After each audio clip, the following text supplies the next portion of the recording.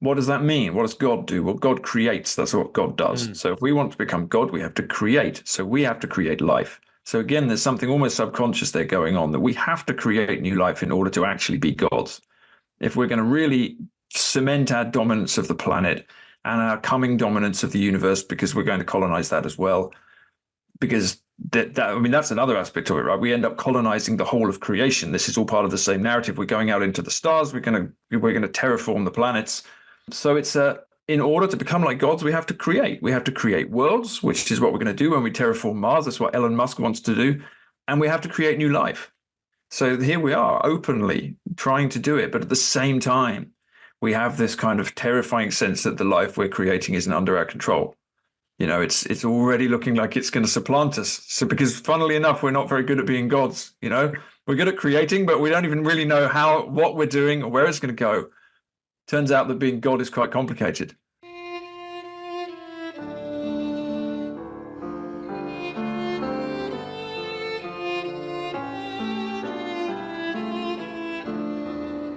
This is Jonathan Pedro. Welcome to the Symbolic World.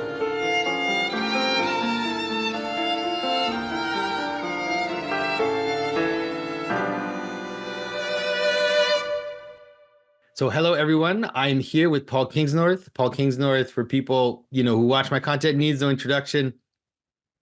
He is a writer. He has written several novels and recently did an entirely very powerful series on the machine, which broke down some of the mechanisms of what is happening around us, trying to help us understand, the processes with the let's say, first of all, the principalities behind it, but then also understanding how it runs. And so he has finished his series. He's actually going to publish it as a book next year. And so I wanted to talk to him and see what his insights are after going through this. So Paul, thanks for talking to me. Yeah, great to be back. Good to see you again. And so you've gone through the whole process of thinking through, let's say, our situation, and things are moving so fast. What are the main insights that you taken away from your process? Yeah, it's a good question. So, well, it's so you just used the word principalities, right? To talk about the power behind the machine, and I think this is the main insight for me. So, I mean, my sort of long term, I don't know what my background is exactly. I'm a writer, but I've always I've cycled between my left and my right brain as a writer. So I'll write a novel, and then I'll write some nonfiction, then I'll go back to the novel, and I'm always circling around the same question. I think all writers do, and I think the question for me is why modern people are so disconnected from, well, everything real, actually, disconnected from culture, I think, disconnected from nature, disconnected from God. And I felt that all my life, and I've tried to explore it in all my work. Since I became a Christian, since I became an Orthodox Christian 3 or 4 years ago now, it's really come into a different focus entirely. It feels like that's the kind of the apex of the understanding. But what I was trying to do with this book, which I started writing while I was in the process of becoming Christian, so that kind of is reflected in the writing. I think the last chapters are more Christian than the first ones, strangely enough. But what I was trying to do was look at the technological society that we're living in, which I called the machine, which is a term I borrowed from writers I've admired for years: R.S. Thomas, D.H. Lawrence, Robinson Jeffers, you name it. For 100 or so years, people have been using this phrase. George Orwell used it.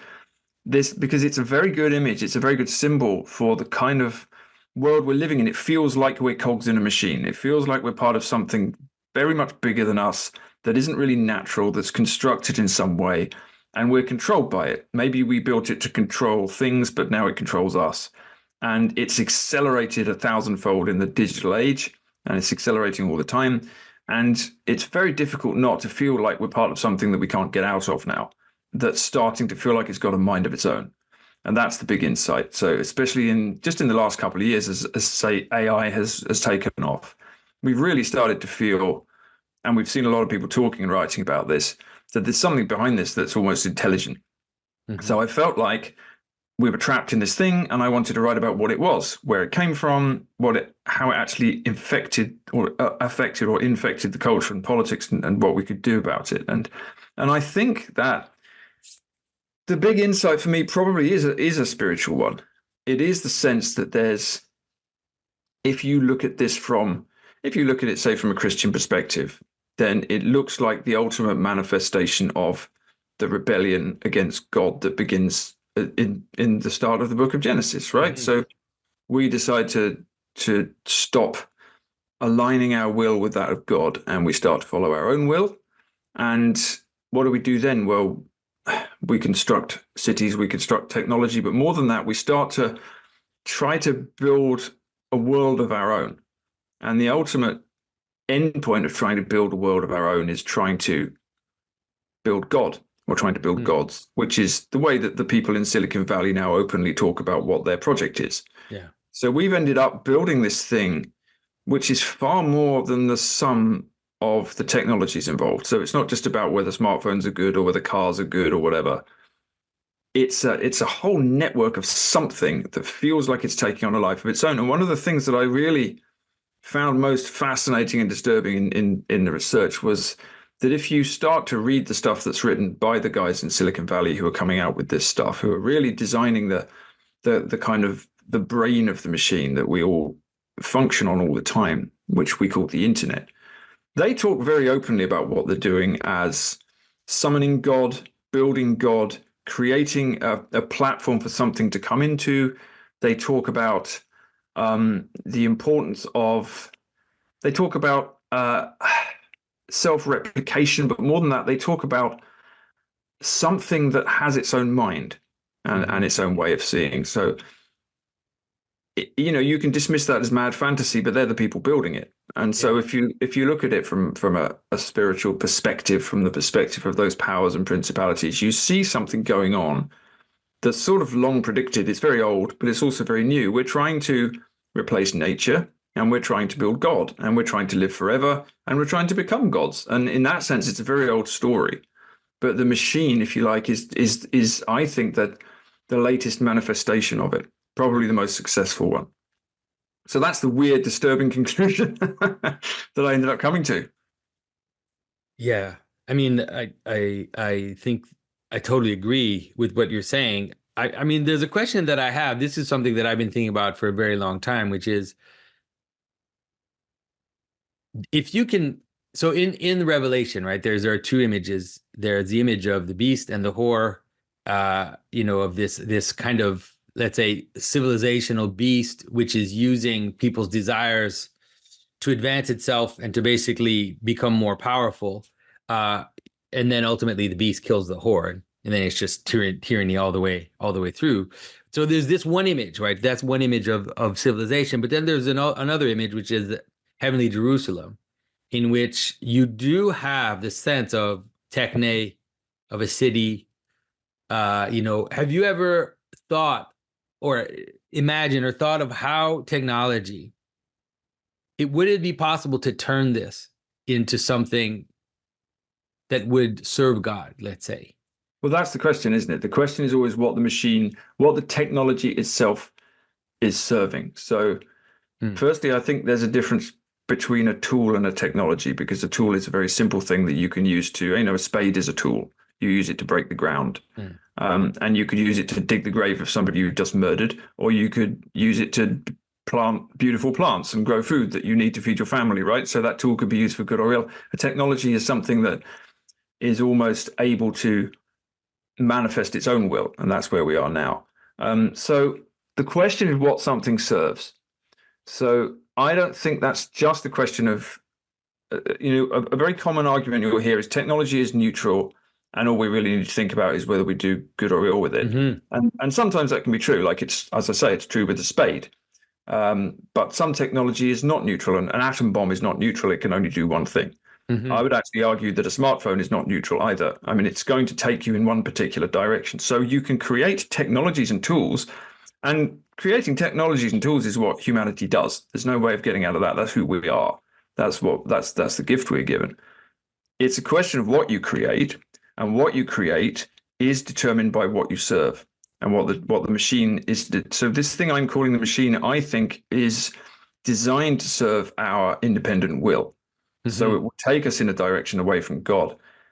You could build technologies designed to serve something else, and they would look different, I think. So is not a question of the tool or the technology per se. It's a question of the thing that's being served, as you say. Yeah. There's a different kind of city. I've seen you talking about this before. The heavenly Jerusalem has a tree at the center of it. It's a very particular type of city. I'm struck by the fact that the cities we used to build in the Middle Ages, the highest buildings in those cities were churches. Yeah. The highest buildings in our cities are banks. Yeah. So that's the difference between the city now and the city then. There are a lot of different kind of cities. There are different kind of technologies. It depends on who you're serving and what you're trying to do.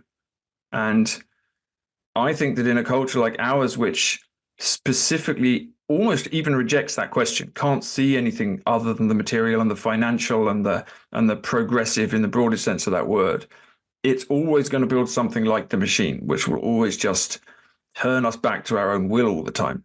Yeah. One of the things that I think is interesting, and tell me what you think about this, because I've been thinking about this a lot, which is, so when you build a tool, you make a tool, then the tool serves the purpose of what the tool is made for. But there is a manner in which we become dependent on the tool to some extent, right? So if I have matches, then I forget how to make fire with something else. And at some point, if I don't, as technology increases, then I lose certain organic abilities to make that ability more powerful. So there is a manner in which we tend to become dependent of our tools. Now, is that good? Is that bad? It's just reality. Like, it's just how things function. But when you create a technology which has to do with mind, and a technology which has to do with attention, and technologies which have to do with the way humans perceive meaning and engage with meaning. So the idea of creating a statue of a god, for example, like that's an example where you create a tool, you're creating a technical structure, like you're making a statue of some god. There seems to be a way in which all of a sudden that the manner in which we become dependent on it, it changes, because then we serve it. Because the AI, like what we're seeing with the AI, is that we're creating this AI to serve our will, but everybody knows that ultimately we will subject our will to it.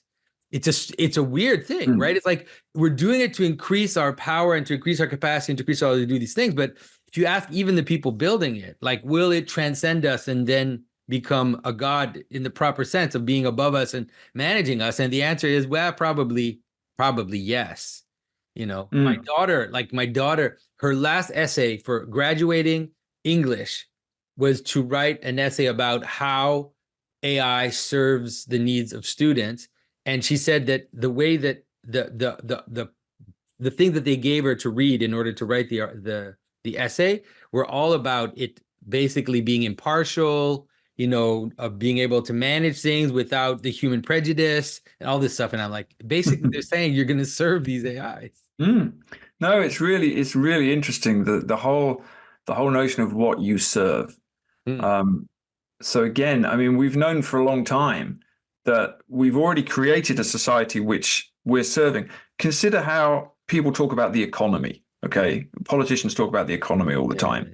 And when there's an election, the argument is who's going to run the economy best? What's best for the economy? What can we do? And the economy is spoken of like a god, like it's a separate thing. And if you actually look at what, the economy, literally going back to the Greek, you're looking at a term that means household management, right? So an economy is something you're embedded in. Say your home is an economy. Then in a traditional society, or even in a modern one, it's the sum total of things humans are doing. But we now talk about this thing called the economy, which is somehow out there. It's separate from us, and we're already serving it. Okay, so and you'll hear, we need lots of immigration for the economy, or we need privatization for the economy, whatever it is, as if you somehow have to make a sacrifice to this god, right? Well, we might not like this, but we have to do it. So we've already accepted. Exactly. Yeah. So the economy has become an idol, and we're already serving it, and we're accepting. If you listen to the way that politicians talk about this, we've already accepted that we've created a thing that is now controlling us, and we have to give the economy certain sacrifices every year. Otherwise, the economy will collapse, and then we're in trouble, right? That's like the God rejecting us. So we've been in this for a long time. So AI, in one sense, is very new, but in another sense, it's just a culmination of living in this system in which you say we are totally dependent on, and we have been for centuries or millennia. Yeah. There's a phrase that the historian Ronald Wright came up with called the progress trap. He wrote a great book called A Short History of Progress. And he's talking about exactly this. You create a technology to solve a problem. Maybe it solves the problem, but you're then dependent on that technology. So say you want to take something like the Green Revolution, right? So we're saying, oh, there's a lot of people in the world, there's not enough food for them. Well, let's use artificial fertilizers and phosphates and chemicals. Well, great. Now we've increased the food supply, but we've also damaged the soil, and also we have to keep producing this stuff because there's so many people now dependent on it. So now we're locked into an industrial system that needs all these inputs, and then that has a lot of ecological impacts that you hadn't worked out before, and then you've got to deal with them. That requires another technology. So you get deeper and deeper all the time. So AI is the solution to the problem of us already being dependent on a society that we're stuck in. And so we just get deeper and deeper and deeper into it. And it's like we have to always convince ourselves that what's happening is good. We have to have the myth of progress, because otherwise we might step back and say, hang on, we're completely dependent on this machine. Yeah. And we don't even know where it's going. And now, as you say, it seems to be going somewhere that is not under our control at all. Yeah. Yeah. But the problem, and it's so interesting. Technology is so fascinating because the issue in some ways is also real. Like if I want to give the devil his due, as we say, right? So the AI problem, once the cat is out of the bag, it's almost impossible to put it back. Like once the serpent is out, it's almost impossible to put it back because then there's also world competition. So if we don't do AI, means that we're going to let China do it. Of course. And we don't want China to be the ones ruling us with their AI. And so it's interesting because that's when you can understand what it means to be dominated by a principality, where like nobody controls us anymore. And this is what was great about your entire essays. I thought the whole series of Machine is that people, are always saying, oh, you're a conspiracy theorist because you see these things happen in the world. It's like, no, you don't have to be a conspiracy theorist. You don't have to have intention at every level of the system. It's just whether or not people follow their own advantage. Once the cat is out of the bag, then the process just lays itself out, and you become a slave to it. And now we're going to ride AI until what?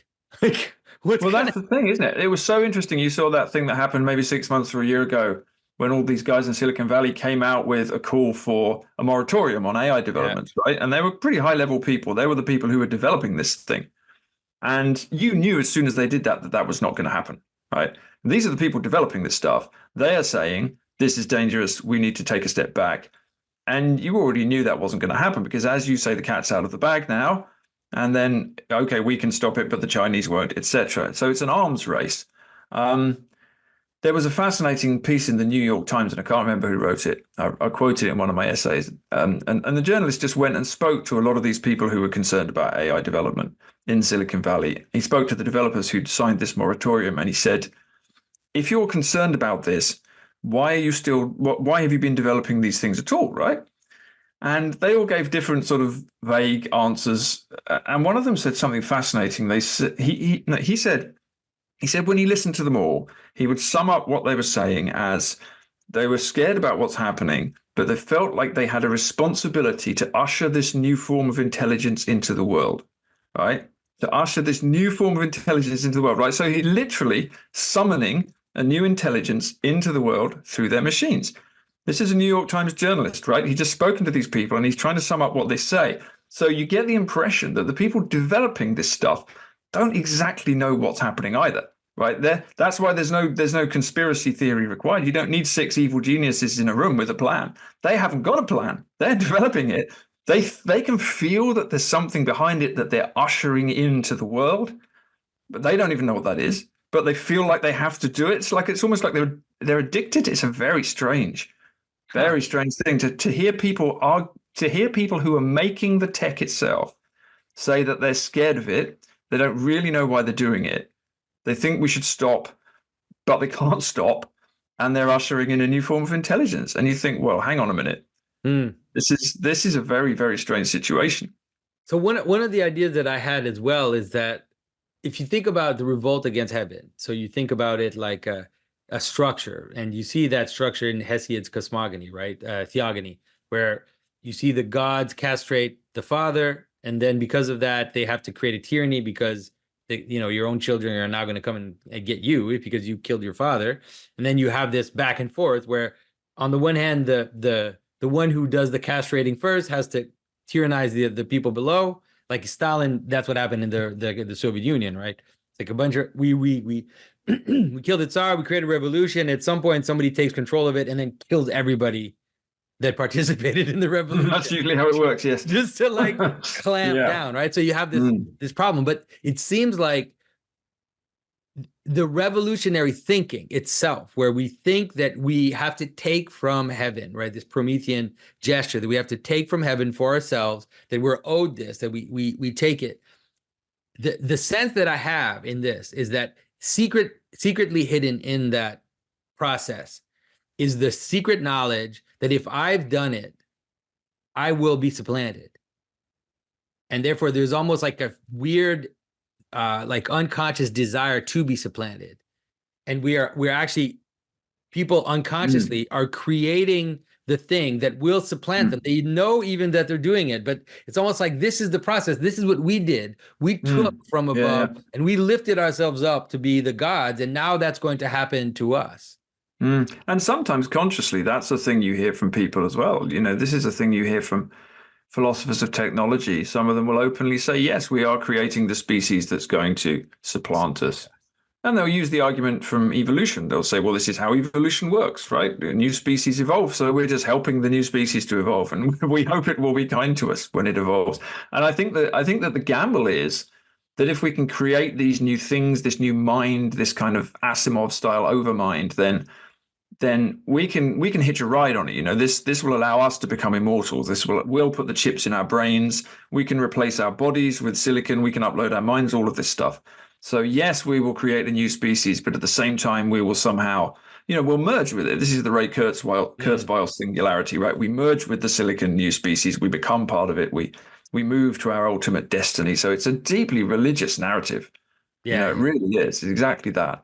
Yeah, and it's been there since the beginning. I don't know if you were, I was a science fiction fan when I was younger. Yeah, me too. Yeah. And the first Star Trek movie, that's what basically it was about, right? It's like they send this technology out into space, and then it becomes conscious. Who cares what the way it becomes conscious, but now it wants to return and merge with its maker. Like it's a theological, it's a form of like a weird form of theosis, a kind of inverted form of theosis. And that is possibly, that might be the fantasy. It might be a deformation of theosis that we're looking at. Like we're going to create this God and then we'll merge. Yeah, it is that, isn't it? And it's also that, if we want to become gods, which I think we do, I think our ultimate aim is to become gods. And again, this is the story of the snake in the garden, right? The snake says, you don't need to follow God's will. You can follow your own will and you can become gods. And he literally says that, right? You can become like gods, knowing good and evil. So don't bother with God. He's just trying to keep you from your own power. So become like God. So it's the ultimate dream. If we want to become like God, what does that mean? What does God do? Well, God creates. That's what God does. So if we want to become God, we have to create. So we have to create life. So again, there's something almost subconscious there going on, that we have to create new life in order to actually be gods. If we're going to really cement our dominance of the planet and our coming dominance of the universe, because we're going to colonize that as well, because that's another aspect of it, right? We end up colonizing the whole of creation. This is all part of the same narrative. We're going out into the stars. We're going to terraform the planets. So it's in order to become like gods, we have to create. We have to create worlds, which is what we're going to do when we terraform Mars. That's what Elon Musk wants to do, and we have to create new life. So here we are, openly trying to do it, but at the same time, we have this kind of terrifying sense that the life we're creating isn't under our control. It's already looking like it's going to supplant us. So because funnily enough, we're not very good at being gods. We're good at creating, but we don't even really know what we're doing or where it's going to go. Turns out that being God is quite complicated. Yeah, it's complicated. Yeah, but there's also the fact that we listen to the snake, the fact that we, because ultimately our destiny is to become gods. Like that is what God wants for us, but not through our own self-willing, right? Not through this taking, but rather through obviously through submission to the highest principle, to God himself, and also self-emptying. That's the image of that's what Christ comes to reveal to us. But then because we did it by this grabbing, by this grasping, by this taking, yeah, it's interesting because you ask, because I've asked some of the people that they have ideas about where AI is going to go. Why is it? Because we do create beings, like we have children. That's what we actually have. But then sometimes they'll talk about it like this is our child that we're creating. But it's different. Making and giving birth is not the same, I guess. No, because what would if you have a child, I mean, you're not really in control, right? You have the moment of creation, and then nothing else is really up to you. You have to bring the child up. You do your best at that, but the being that you've created is not.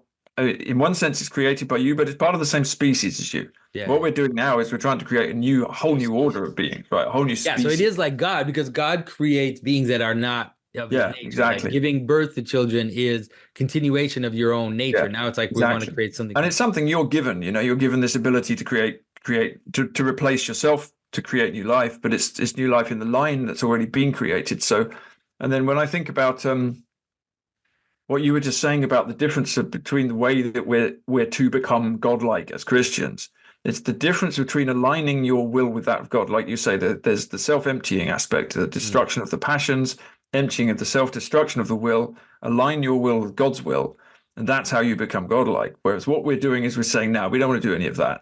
We don't want to do the self-emptying. We're not doing any asceticism. We're not aligning our will with anyone's. We're going to align the world's will with ours. And since we don't believe in God, that's not a problem anymore. We just have nature, and nature is just fungible and malleable. We can take that and we can use that to our own advantage because we've got the tech to do that now. So we take nature, which is just a collection of dead matter. There's nothing sacred about it. And we use that for our own ends. And then we create a new species, we create new life, and then we fulfill our destiny, which is to colonize the universe and become godlike. So it's a religious story. It's a theological story,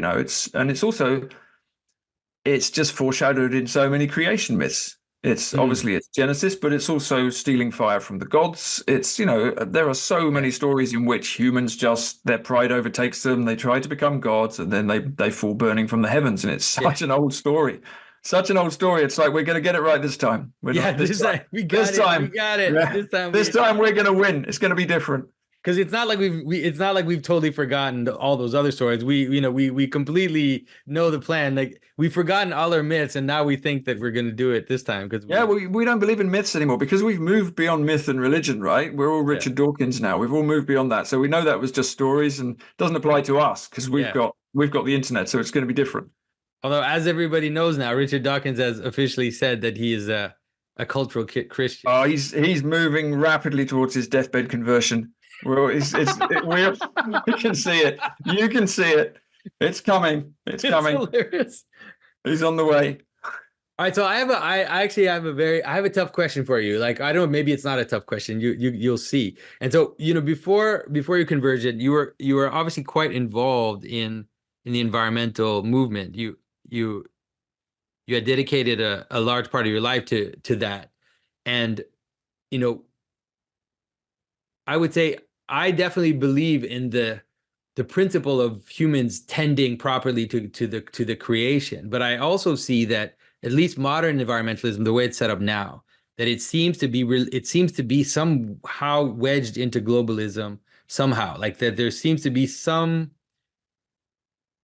relationship between the desire to set up some type of one government or a global system and the modern, at least the way the environmental narrative is set up. And so I don't know if you've thought about that, if you have thoughts about that relationship. No, I have a lot. I've written about that a fair bit. So, I mean, the way to see this is environmentalism. It's a little bit like socialism or something like that. It's been swallowed by the machine. That's really what's happened. So, I mean, you could look at the trajectory of the left, for example. Say, a movement which at least originally, say where I come from in Britain, had a strong working class contingent. Say, take something like the Labour Party, for example, or the Labour movement, comes out of the working classes, exists to help the poor, exists to get working people represented where they weren't represented. 50 years later, it's Tony Blair, and he's jetting around the world talking about globalization, and the Labour movement has been entirely swallowed by globalization. It's been, and as you say, by the kind of global machine, which points you towards a kind of technocratic global state. Effectively, that's where it's going. And lots of old socialists have been complaining about that for a long time, right? And quite rightly so. There was a huge controversy in Britain over Tony Blair because he was very obviously a kind of cuckoo in the nest of the Labour Party. And so the left's gone in that direction. And the Green movement has been swallowed by it as well. And that's what's happened. If you look at the origins of the Green movement, they're fairly small C conservative, the likes of E.F. Schumacher or Leopold Kohr or Teddy Goldsmith or a lot of the people who came from Britain. They were kind of traditionalists, really, these people. It was very much about conservation. Conservation of nature fits with conservation of culture. It is about stewardship. It is about tending. It's also about respecting the rest of life. That was the kind of the Green movement I grew up in. And, it was always leftist, and so was I when I was young anyway. But it was also had a sense of a kind of small scale localism about it. And the green environmentalism works when it's localist, really. Yeah. And what's happened is that the Greens decided, or at least the leadership of the Greens decided, lots of people, environmentalism is a very broad church, but the kind of mainstream commentators of the Greens decided that localism wasn't going to save the planet, and we had to go all in on effectively technocracy. And what we've got is, there's an essay about this in the book, actually, what I would call machine environmentalism, in which we say that the way to save the planet, which is defined now almost entirely as cutting carbon emissions, that's all they're concerned about, as if there was nothing else to talk about. And that is an issue, right? And you do need to do that because climate change is real. But the way that we're supposed to do it is through, global agreements, probably global governance, certainly intense technologies, say artificial food, the destruction of small-scale farming, giant wind farms all over the mountains, etc. So the Green movement that used to say that the way out of the environmental problem is localization, small-scale living, a form of asceticism, really, community, roots in place, etc. That's effectively been killed by a movement which says that the way forward is high-tech machine globalization. And if we don't go down that road, then the planet's going to die. And so that's my analysis of it. And I was always part of the old small-scale, slightly romantic Luddite, just saying, look, the actual problem is the machine. The actual problem is the machine. So you're going to try and live outside that if you want to live ecologically. And there's still a lot of people who do that. But the Green movement that we see in the newspapers and that we see at Davos and that we see in the so-called thought leaders of it is entirely machine-shaped at this point. Yeah. And I think that's a tragedy, because I think that the Green movement always came into being to resist that, right? To resist the machine. And it's been almost entirely swallowed by it, to such a degree that people are now saying, well, screw the Greens, so I want to drive my car around and eat as much beef as possible. So it's like almost as if you don't like environmentalists, the way to deal with it is to, poison nature to make a point. And that's a tragedy as well. So what's happened is it's been swallowed by the culture war now, right? Yeah. So you got a bunch of people on the right who say, well, I hate the Greens because they're socialists, so screw it all, I don't believe in climate change. And then you got people on the left who will say, well, we have to save the planet from all these fascists, so let's bring as many new laws and high tech gewgaws in as possible. So it's yet another thing that's been swallowed by the culture war that's eating society, I think.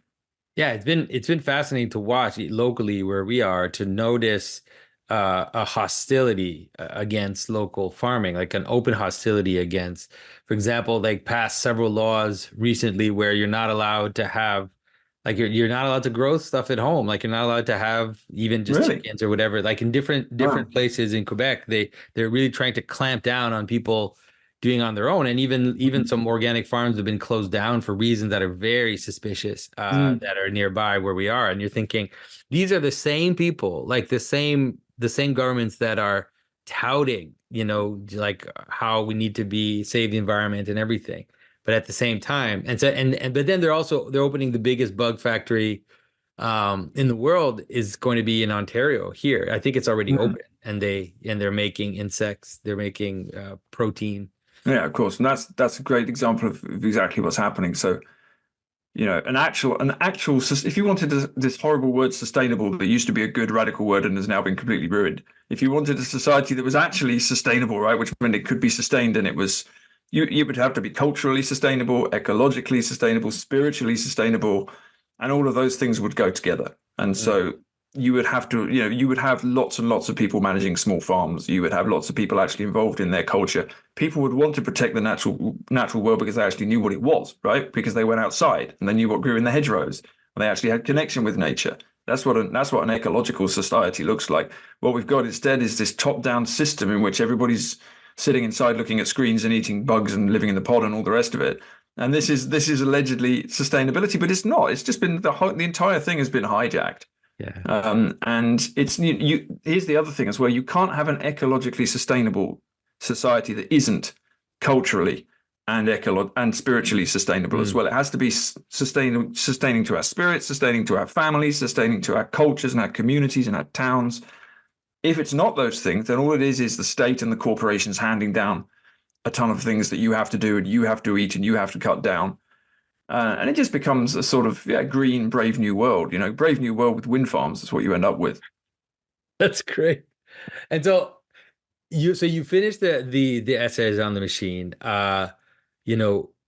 One of the questions I've had, and so now you've been writing this for how many? You've been doing it for 3 years? How long did? Well, yeah, I mean, the essays themselves took over 2 years and a bit, I think, and then I've had to edit them down and turn them into a book. So it's been kind of in my head for a long time. And so my question is, as this has been happening, like you're working on these essays, you're moving away from fiction, and you converted to Christianity, all these things happened. Has it changed? Like, have you noticed that your the way you think about story and about literature, about fiction, do you feel like it's changed in the past few years as you've been working on this other thing? It has changed, and it's changed because it's really changed because I've become a Christian. It changed since I was baptized because really, I thought about this so much. I mean, I was baptized in the River Shannon in January, so it was very cold. And my priest just, he's a force of nature. And he said, we're going to baptize you in the river. We're going to do it properly. Because he said, if you ever go to Mount Athos, they're going to ask you if you were baptized properly. So we're going to do it properly. So he said, right, we're doing it in the river. So he took me out to the River Shannon on this freezing, frosty day. And he was standing there pushing my head under the water and he was halfway up to his waist as well. So he had trouble saying the words. In the name of the... So we were both kind of almost on the verge of a heart attack. And then we both came out. And, it's such a kind of... at the time I thought, well, this is a kind of ceremony. It's a symbolic ceremony, right? I know I'm becoming a Christian here, but this is a kind of, it's a piece of symbolism, and it is a piece of symbolism, but it actually changes you, right? It changes the way you see. It physically changes you in some way that you can't put your finger on. And what's happened to me is I haven't been able to see the world in the same way. And I can't explain that. It's not that I've become a Christian and I've decided I have to believe in some things, and so now I believe in them and I didn't before. It's not a question of that. It's like because of this, I've been initiated into this whole cosmological vision of the universe that you talk about so much. And that kind of symbolism, this whole pattern that you're always trying to lay out, is inside you, and it gets introduced to you through baptism, and you come out of that and you think, my God, the world looks different. You're looking out through the same eyes at a different world. So I couldn't write the sort of novels I used to write because I'm not the same person anymore. I see the world differently. So for me, the question is, now that I'm like this, and this is a process, obviously, I'm just at the beginning of it, what kind of stories would I write if I were to write fiction? I don't want to write, Christian fiction in some sort of horrible didactic way. Nobody wants to read Christian fiction, including most Christians. That's right, exactly. Nobody wants to do that. But the stories have to be different in some way because they reflect a different universe. And I don't really know what that looks like yet. But it's going to look like something different. But I want to find out what it looks like. I do want to try and do something. But I feel like I'm still in a kind of state of transition, where I have to work out how to write a bit differently now, in some way. And it doesn't even mean that I'd write about anything that was even necessarily obviously Christian or religious, but whatever I did, it would reflect a different world, a different universe in some way. And so have you dabbled? Like, have you jotted this is the question. So it's interesting. So So we last met in Dublin, didn't we, last year, Yeah. and doing an event together, and you started harassing me about how I had to write fiction, and I that was actually very useful. I thought this is Oh, I'm good. happy. No, it was good because you were just telling me I had to write stories, and you were quite right because the way I seem to work, this isn't really a choice. It's that as I said earlier, I think I bounce between my left brain and my right brain. So I've just spent 2 or 3 years on these essays, which I just had to write because it was all bouncing around in my head, and I had to try and understand what the hell was going on. But now my left brain is exhausted, and I need some creativity, and I need some soul. And so I've been writing these stories on my Substack which I've called Lives of the Wild Saints, which I've quite Hmm. enjoyed. And I'm trying to tell stories of ascetics who lived in the wilderness, and I'm taking the original sources, and I'm not exactly fictionalizing them. I'm trying to stay true to the story, but I'm writing them as stories, which I've really enjoyed doing. And hopefully, I'm going to bring that out as a book as well, actually. Hmm. So I'm kind of in on the source of that, but that feels like a sort of bridge between what I was doing before and what I might do next. So I've had a few ideas. I've had a few ideas for novels. You gave me an intriguing idea about writing a novel about the Desert Fathers, actually, which I do. Yeah, I still dream that that'll that happen. I was a mean, good it idea. would be a dream come true if that would I've thought happen. about that. I've thought about that a lot, actually, and that's I would really quite like to do that. It's again, it's a question of when you're writing fiction, it's always a question of the how. It's always about the technique. You can Yeah. have the idea, but Yeah. it's always the how that's going to make it Yeah, stand because the up tall. technique has been so important in your writing. Like you've always the style, even the grammar, everything about your writing is related to the purpose of what it is you're doing. And so it's like that's why I kind of dream about what a Paul Kingsnorth book on the Desert Fathers would be like, because I Mm. know there would be some integration like that It that would would be happen. fun. It would be interesting. What I found with fiction, and again, it wasn't an idea that I sat down with. It's that the form is so connected to the content that you can't separate the two things out. And I discovered that I was writing The Wake, which was my novel set during the Norman Conquest, which is famously or infamously written in its own version of Old English, which was a mad idea that somehow worked. But I did it because it had to be done that way because the language had to reflect the way people would have spoken. And when Mm. you do that, you find that it then creates an entirely different landscape that you couldn't have created in modern English. And so all of my books have been like that. So the language, it's again, it's a you can come back to this question of AI and the machine. The language we speak is such an unthinking reflection of the world that we live in. It's so there's been a lot of controversy around AI programs being hyper woke, for example. Yeah. The language that they use, because obviously an AI is created by a group of people. So whatever their politics or their culture is, which is probably completely they didn't probably sit down to try and create a radically left wing AI program. That's just the way they think. So that's how it came out. And if a different bunch of people created it, it would have spoken different language.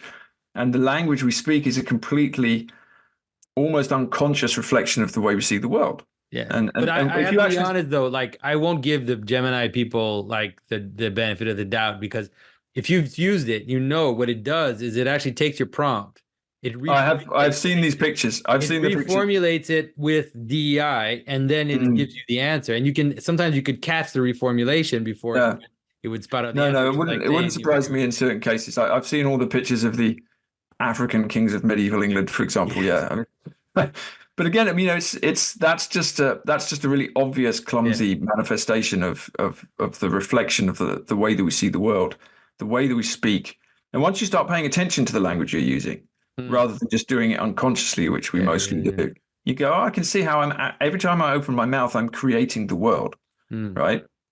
I mean, isn't it interesting that in the beginning there was the word, right? So we have this translation of logos, which is word, and Christ is literally a spoken word, and he speaks creation.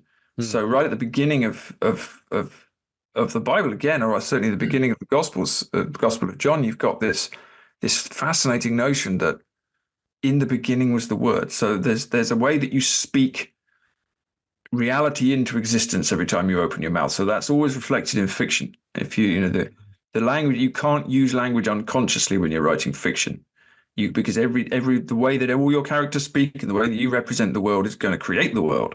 Yeah. So that's why it would be interesting to try and recreate the world of the Desert Fathers, just to but it's such an interesting thing to do, to put yourself into the head of. I mean, I'm fascinated by history. I'm a history nerd, so I love the idea of, what would it actually have been like to be in that desert at that time, because these people were so different to us. Oh, Right. yeah. I mean, they're human, but the way they see the world and the world they've grown up in is so alien. It was like that with the Norman Conquest. Mm. And you try to imagine yourself into that world. And it just, yeah, it's a fascinating process. I mean, it really I mean, I couldn't spell properly for about a year after writing The Wake. Because I was just in that world. I couldn't write in modern English. It took me quite a long time to get back into the boredom of modern English language. So That yeah, is that's hilarious. Yeah, well, I think that also artists in general, we are more aware of the sacramental power of language, and in some ways, like the magic that is in language, because we see it, right? Like you said, you first of all, if you're writing a story, you have to create a coherent world for the story to exist in, and that happens at different levels. But then also you're affecting the world as you put it out there. So many stories, if you think of, for example, if you think of 1984 and Brave New World, for example, are they are they just simple prophecies? Are they self-fulfilling prophecies? To what extent do these fictional, or even the science fiction of the, like late 19th century, and to what extent do these stories actually participate in the predicted or yeah. participate in the process by which it comes about? It's not clear. There's an ambiguity in that Yeah, I've way it always been plays so itself out. fascinated by that. I've always been so fascinated by that question. It's like the people who are creating the technology we use now are looking at some of these things as instruction manuals.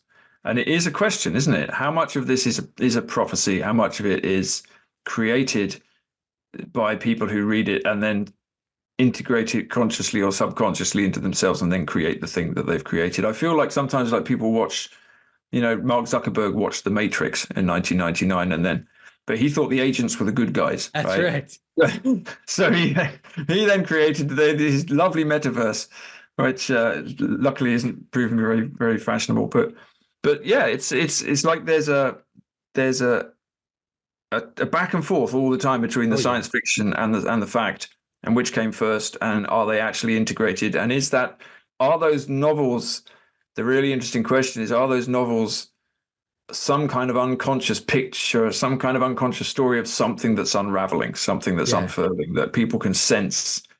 And Yeah, I think it's akin to prophecy. It's not prophecy per se, yeah, 'cause it's not direct. It's not like revelation from God, but there's something of prophecy in it where we're perceiving something that doesn't have form yet, and mm, as beings that let's say embody meaning and formulate meaning, it's almost like a tuning fork that catches a vibration, yeah. I then think is that's exactly what it manifesting is. it before it's fully kind of embodied in the world. I Mm, think that's it. And in some ways, it doesn't matter which side. Like it doesn't matter which side you're on. If you portray it as the bad guys or the good guys, it doesn't matter. It's just the mm. actual just embodiment of it.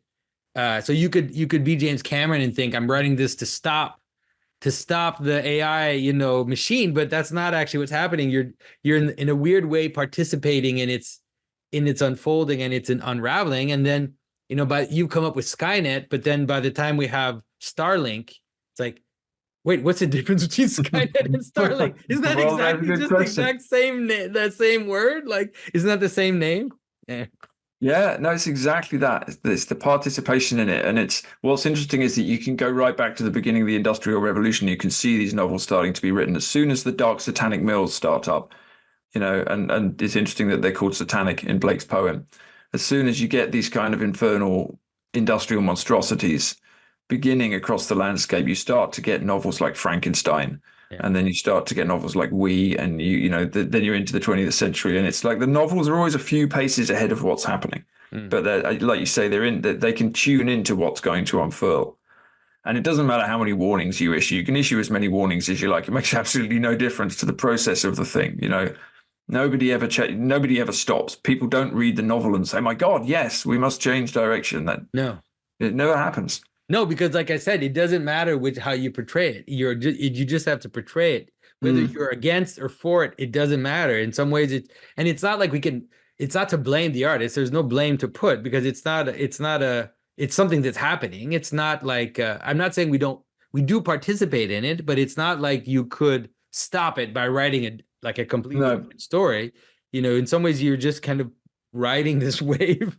That's all you can do as a writer. I've discovered in my life, from being a young man who thought he could change the whole world through his writing, and then being an older man who realizes there's no chance of that at all. If you're lucky, a few people might read you and it might be helpful. And that's all you can do, and that's all right. But yeah, it doesn't matter. In fact, it's almost a case to be made that the more of these novels are written, the more they accelerate the process, because it just normalizes it. It normalizes the kind of horror show. It's interesting. But I think that there are some novels that in some ways give a fuller picture. So maybe that's also the way to do it. So if you think of Tolkien, for example, I've confessed this before. I actually didn't enjoy reading Tolkien that much. Like I love the story. The reading of it was difficult for me. Well, yeah, it's whisper it, but he's not a great writer, actually. Yeah, that's right. He's not. I mean, he's a fantastic creator. Yeah, exactly. He's a wonderful creator. He's a wonderful world builder. So much. He's got so much investment in the kind of genius of the world he's created. But on an actual technical level, his writing is just it's laborious to and it needs editing. Someone needs to strip all of the songs sung by hobbits that go on for 3 pages out of the. You're making enemies on my channel. I know. I'm gonna be cancelled by lots of people, but I love Tolkien. I love Tolkien. He's a genius, but I just don't think he's on a technical level. He could probably just do with a bit of a trimming, But I think what I was going to say is that because in some ways he gives this full epic vision, he is portraying the vision of what's happening. Like, he is kind of seeing this kind of technocratic world coming to us, but he's also in some ways bringing us out of it. He's showing us the way that it will resolve itself. And so, but that might actually have just to do with how much insight you can muster. And so, for example, like the Matrix guys, you could tell like they didn't know what they were doing. I'm sorry to tell you, like they just really didn't know what they were doing. They were just catching something, and you can tell because they just put all these names in there, and there's no meaning. Like to a lot of like the mythological references, it's just references for references. But they caught something. Like they definitely caught something.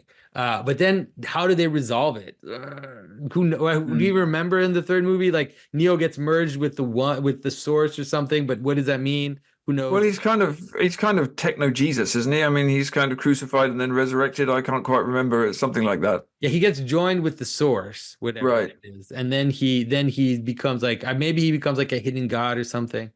But it wasn't particularly insightful. Like it wasn't as insightful as as Frodo, like, hesitating to destroy the ring, and his dark shadow has to basically do it for the wrong reasons. Like that's such an insightful, and almost disturbing way to end like the epic. It has it hooks in you, right? It kind of hurts, but anyways.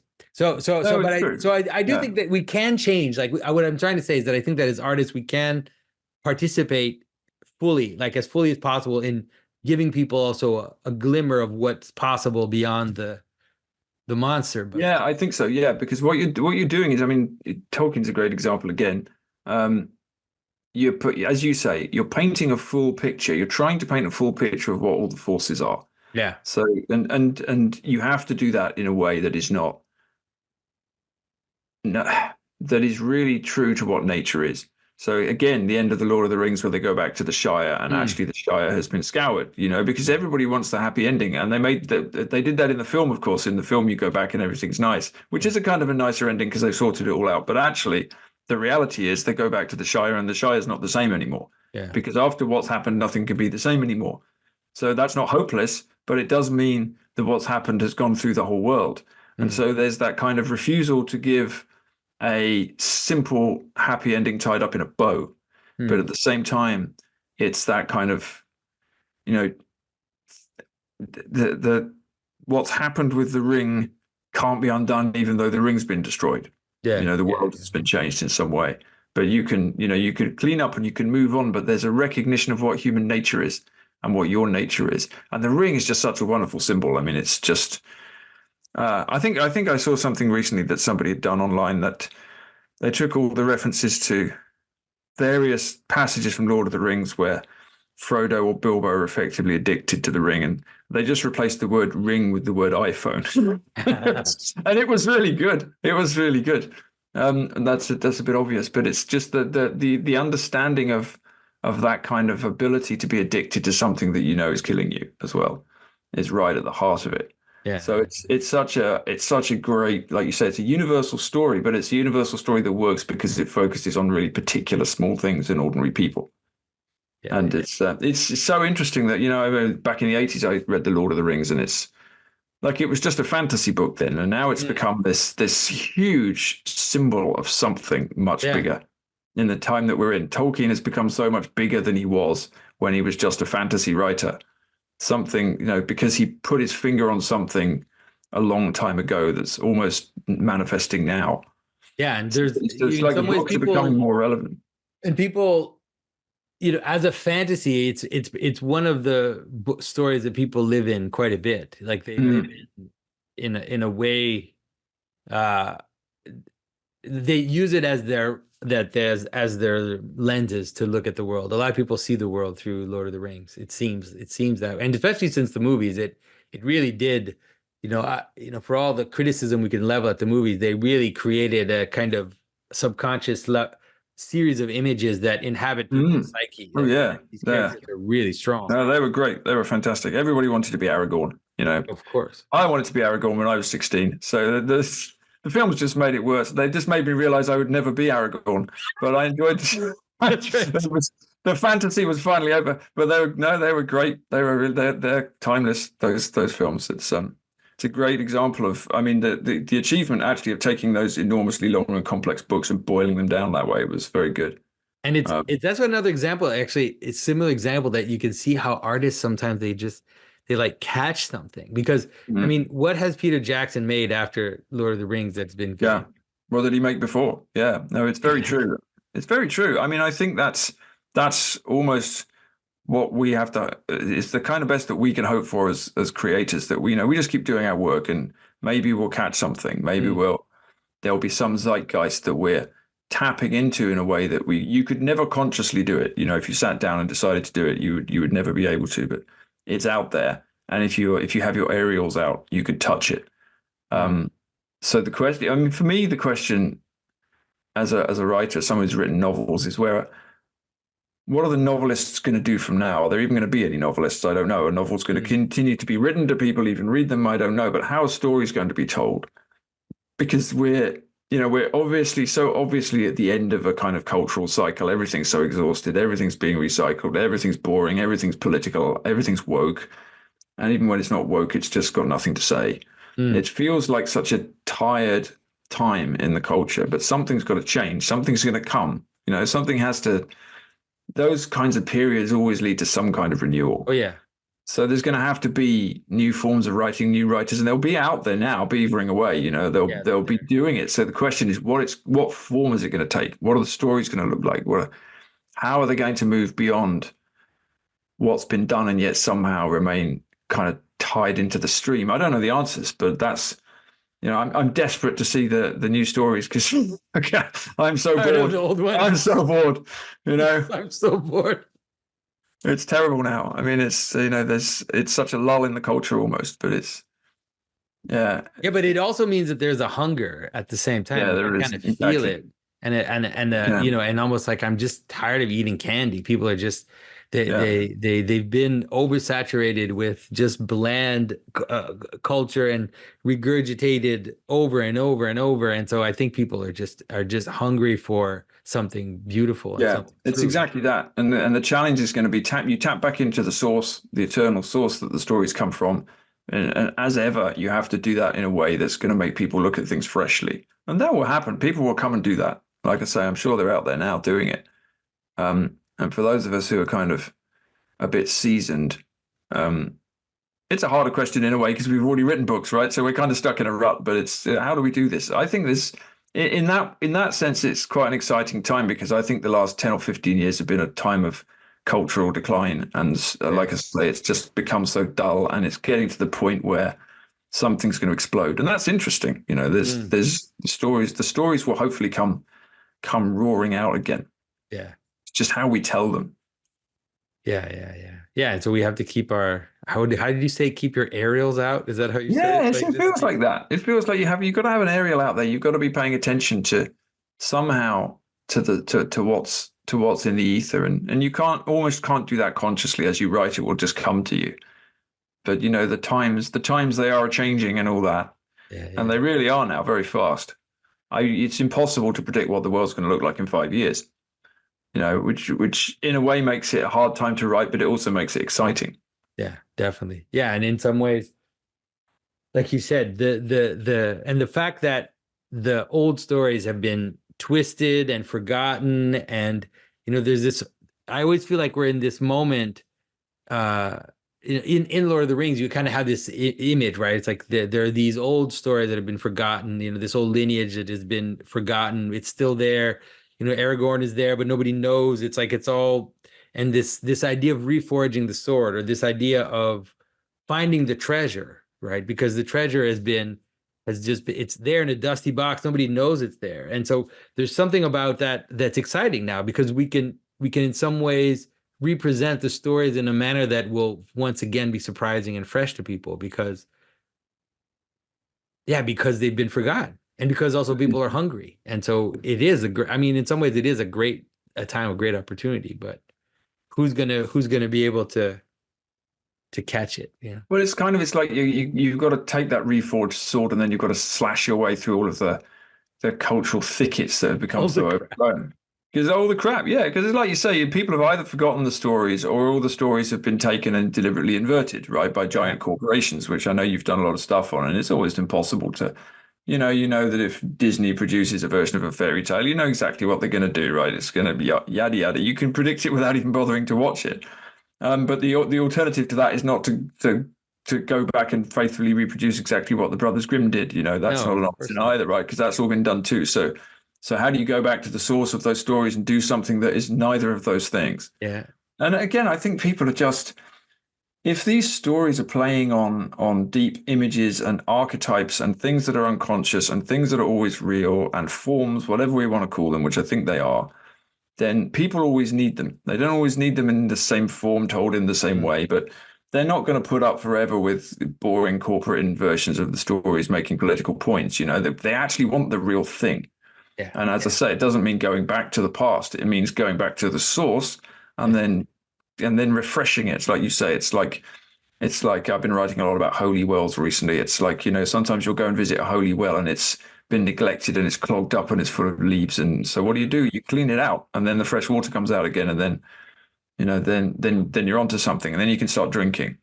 It almost feels like we have to go back to the source and clean it out, you know, and let the water come roaring out again, and then see which direction the stream goes in. Yeah.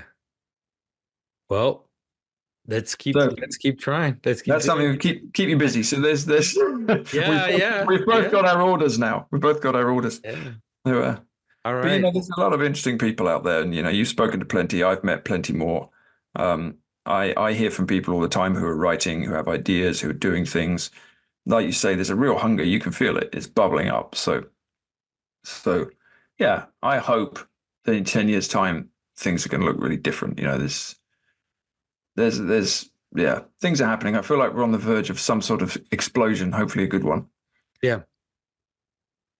Well, I really hope that you're able to kind of that you move towards some fiction, because I am excited of the idea of a kind of diving into some aspect of the weird, you know, Christian tradition by Paul Kingsnorth. I think it would be, for me, it'd be really exciting to read that. So I'm looking forward to seeing what you're gonna pull together at some point.